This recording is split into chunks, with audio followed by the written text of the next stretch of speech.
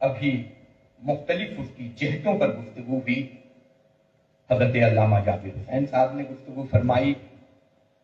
عین اسلامی نظریات کے حوالے سے، قرآنی تعلیمات کے حوالے سے، احادیث کے حوالے سے، اور متصوفانہ فکر کی جو چاشنی ان کی گفتگو میں تھی اسے نظر انداز نہیں کیا جا سکتا. کئی اہم پہلوؤں پر قاصر صاحب نے گفتگو کی اور کی نوٹ ایڈریس یا کلیدی گفتگو کے طور پر نٹکھٹ عظیم آبادی صاحب نے اس حوالے سے گفتگو کی. لہذا عشق کی باتیں جب ہوئیں تو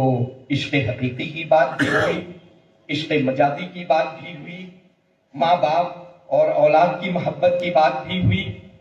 رفاقت کی بات بھی ہوئی، روابط کی بات بھی ہوئی،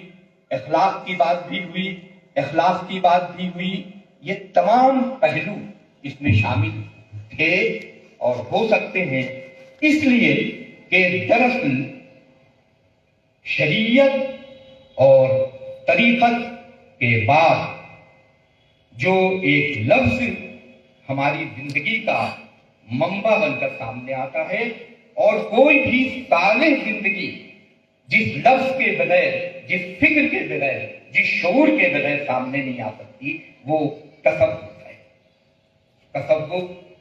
معرفت، رشد و ہدایت، فقر للہ، یہ تمام معاملات، اور پھر اس سے آگے اگر بڑھ کر کہیں تو تخلیق حیات و کائنات کا سارا مرحلہ دراصل اسی عشق کے تابع نظر آتا. اور پھر آپ چلیں وہاں سے تو پوری انسانی زندگی،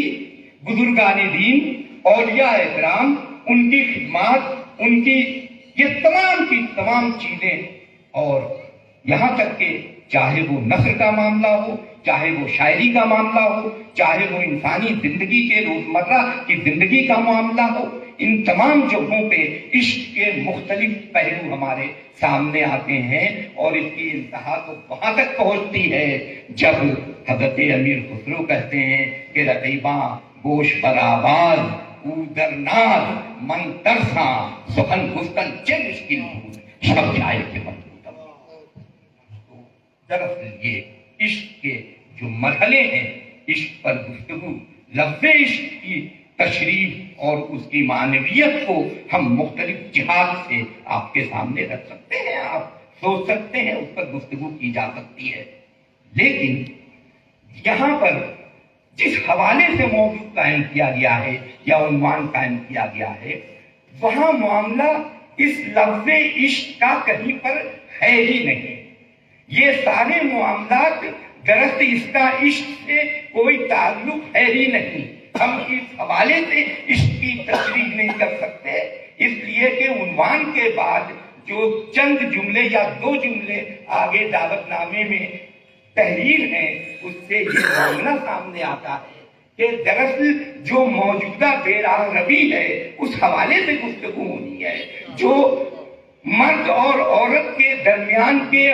جو تعلقات ہیں، جو اور لڑکے اور لڑکیوں کے درمیان کے جو معاملات ہیں، دراصل اور اس سے جو سماج کو نقصان پہنچ رہا ہے، اس پر گفتگو مقصود ہے. لہذا ہم اس کو عشق نہیں کہہ سکتے، یہ عشق نہیں ہے، یہ تو بے راہ روی ہے، یہ تو سماجی بد نظمی ہے، یہ تو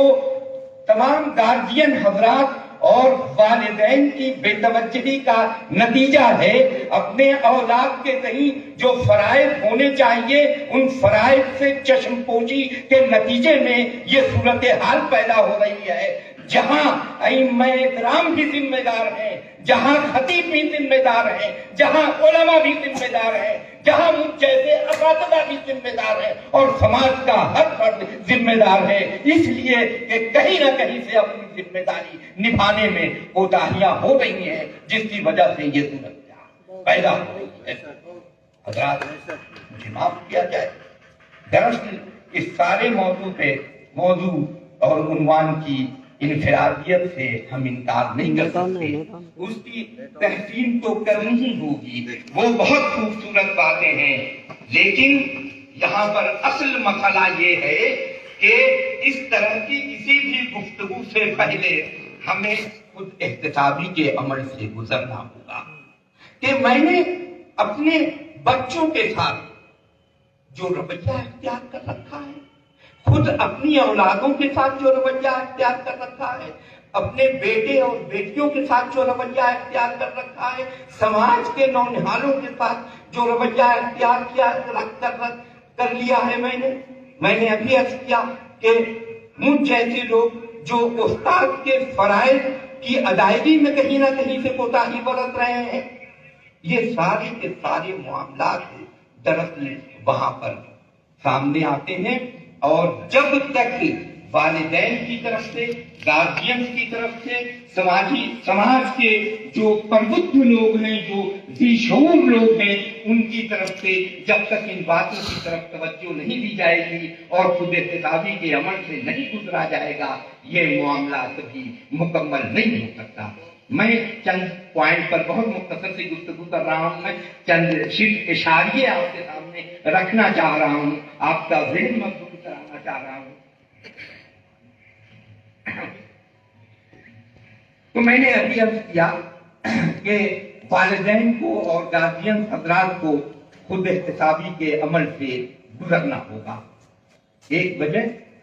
جو ہمارے درمیان اس سارے معاملات میں بڑی اہمیت رکھتی ہے وہ مذہب بیداری کا رویہ ہے. یہ مذہب بیداری کا رویہ یہاں بھی ہم اپنی نئی نسل کو،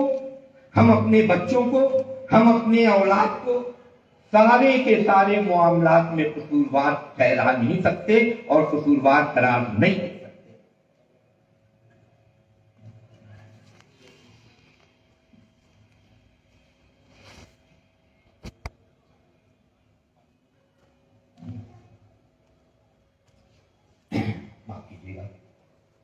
تو میں یہ عرض کر رہا تھا کہ مذہب بیداری کا جو رویہ ہے آج ہمارے درمیان، خود ہم ان ذمہ داریوں سے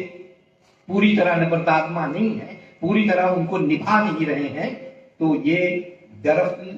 چاہے وہ اخلاقیات کا معاملہ ہو، چاہے اچھے اور بری کی تمیز کا معاملہ ہو، چاہے اخلاقی اقدار کو سمجھنے کا معاملہ ہو، اخلاقی اقدار کو نبھانے کا معاملہ ہو، یہ تمام کی تمام چیزیں دراصل تمام تر اچھائیاں اور تمام تر برائیاں مذہب کی طرف رغبت اور مذہب کے تئیں بے رغبتی کا نتیجہ ہیں. اگر بہتر زندگی کا معاملہ ہو سکتا ہے تو اسی صورت میں ہو سکتا ہے جب مذہب سے ہمیں رغبت ہوگی، مذہب کی جو مذہبی احکامات ہیں ان کی ادائیگی ہم کریں گے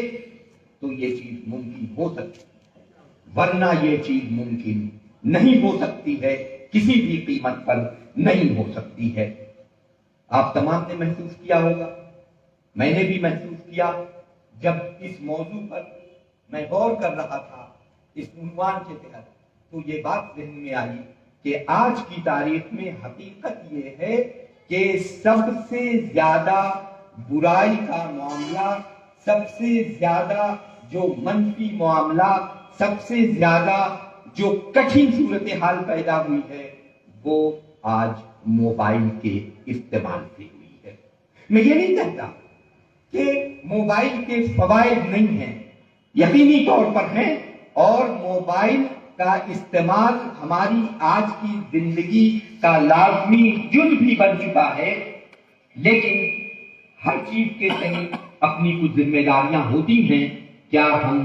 جب اپنے بال بچوں کو موبائل حوالے کرتے ہیں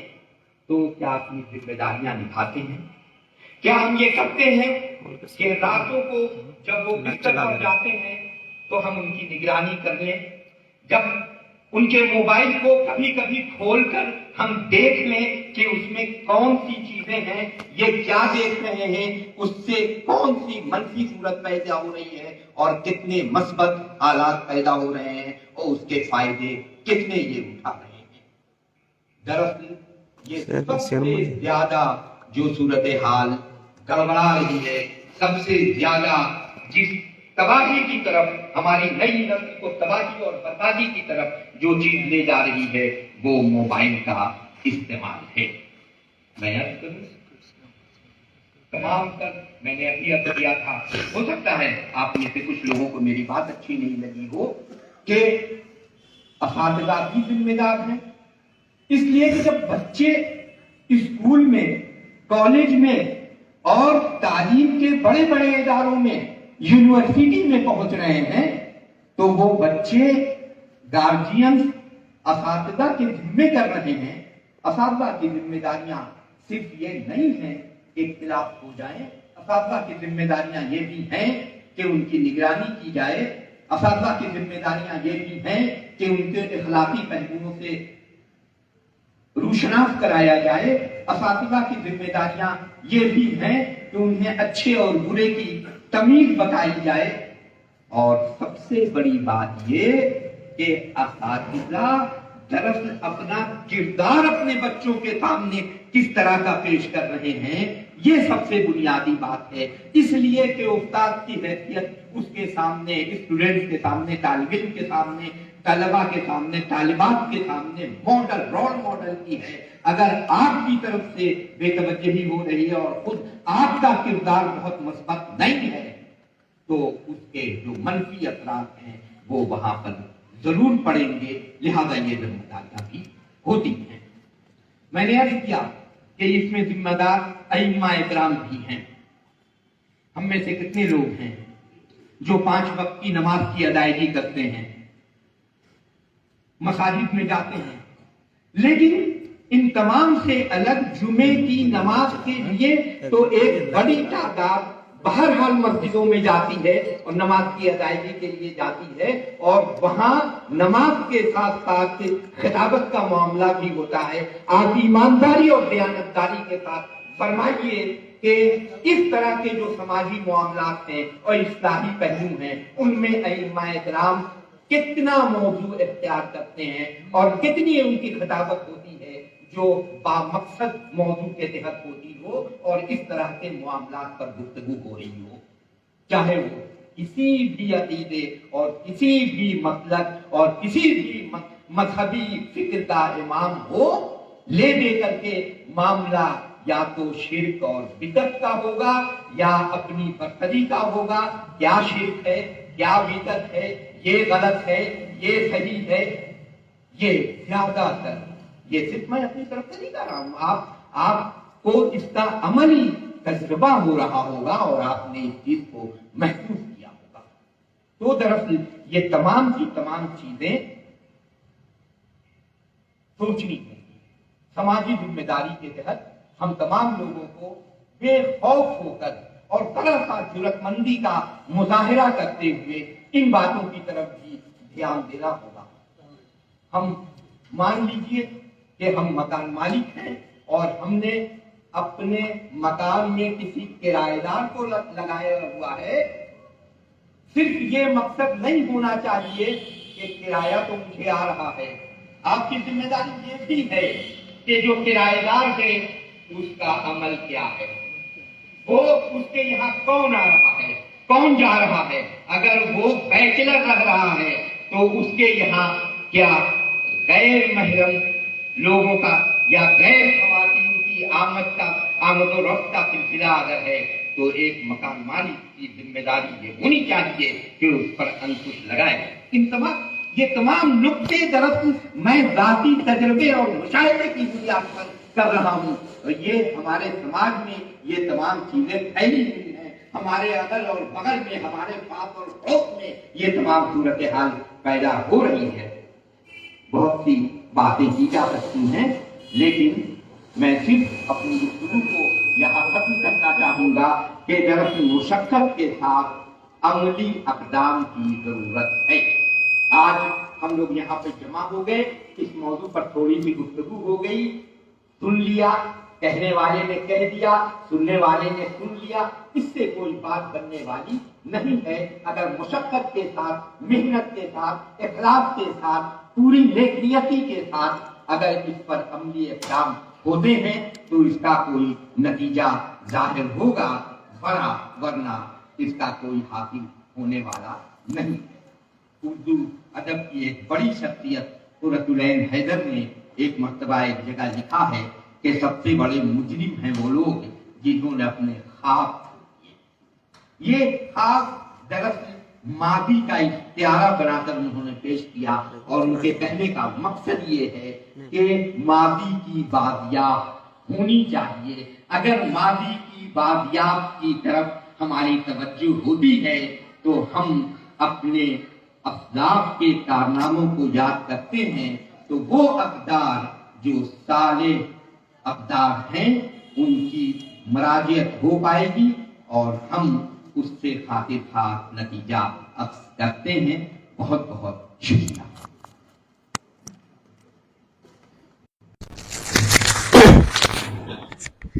ہزاری باغ کے پگمل اوستھت کڈس کیمپس ہائی اسکول میں بزم ظاہر گاری پوری کا آیوجن کیا گیا ہے، جس میں شہر کے مشہور و معروف علماء کرام اور شعراء اعظام تشریف فرما ہیں۔ ابھی ہمیں محترم ڈاکٹر زین رامش صاحب کی تقریر سننے کی سعادت حاصل ہوئی۔ آگے بڑھتے ہوئے ہزاری باغ شہر کے کڈس کیمپس ہائی اسکول ہزاری باغ میں دعوت دیتے ہیں کہ وہ آئیں اور بزم ظاہر گاری پوری کا موضوع کے متعلق آیوجن کیا گیا ہے، جس میں شہر کے مشہور و معروف علماء کرام اور شعراء اعظام تشریف فرما ہیں۔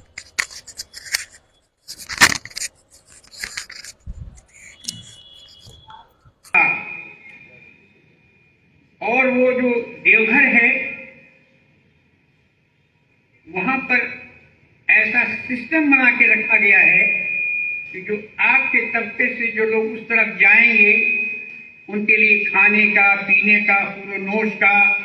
سب سامان مہیا ہے۔ یہاں تک کہ کچھ ان کو وظیفے دیے جا رہے ہیں۔ جب گارجین تک یہ بات رکھی گئی اور کہا گیا کہ صاحب قانونی جو چارہ جوئی ہے آپ اس کو زیر استعمال لائیں، سب نے ہاتھ اٹھا دیا کہ چلیے خس کم جہاں پاک کہاں سے شادی کرتے، اتنا خرچہ تھا۔ جہیز کی لعنت، جہیز لعنت نہیں ہے، جہیز کے معنی بوجھ کے ہوتے ہیں، جہیز کے معنی بوجھ ہے، جس کو ہندی میں دہیج کہتے ہیں، عربی لفظ ہے۔ ہم نے اس کو اس مفہوم کو بدل دیا۔ حضرت فاطمہ رضی اللہ تعالیٰ عنہا وہ بھی اللہ کے نبی نے کچھ چیز تبرکن دیا تھا، ہدیہ کی شکل میں دیا تھا۔ اب اس مثال کو یہاں لا کے سیٹ کیجیے گا تو سیٹ نہیں ہوگا، لیکن اب جہیز کی نمائش کرنا اور اس کی فوٹوگرافی کرنا ہم کر لیں گے، لیکن بغل میں جو ایک غریب مسلمان ہے وہ بھی دیکھ رہا ہے کہ دیکھو اس نے تو اپنی بچی کی شادی میں یہ دیا اور اس کو یوٹیوب پر بھی ڈال دیا، ہم کہاں سے دیں گے؟ فقہ ماندہ آتا ہے، گھر میں بات ہوتی ہے، وہ بچی بھی بات سنتی ہے کہ میرے باپ ماں مجبور ہیں، میری شادی کا رشتہ لگ رہا ہے، کٹتا جا رہا ہے، لڑکے کی طرف سے یہ مطالبہ ہو رہا ہے، میرے والد اپنی اس چھوٹی سی آمدنی میں پورا نہیں کر سکتے ہیں، چنانچہ ایک شب کی تنہائی میں فیصلہ کر لیتی ہے کہ چلو نکل چلو۔ میرے عزیز، میرے محترم،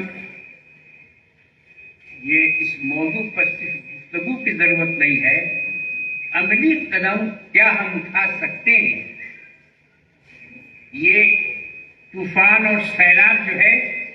وہ بڑھتا جا رہا ہے، اور کتنے لوگ اس میں غرقاب ہو جائیں گے۔ آج جو ہندوستان کا نقشہ بن رہا ہے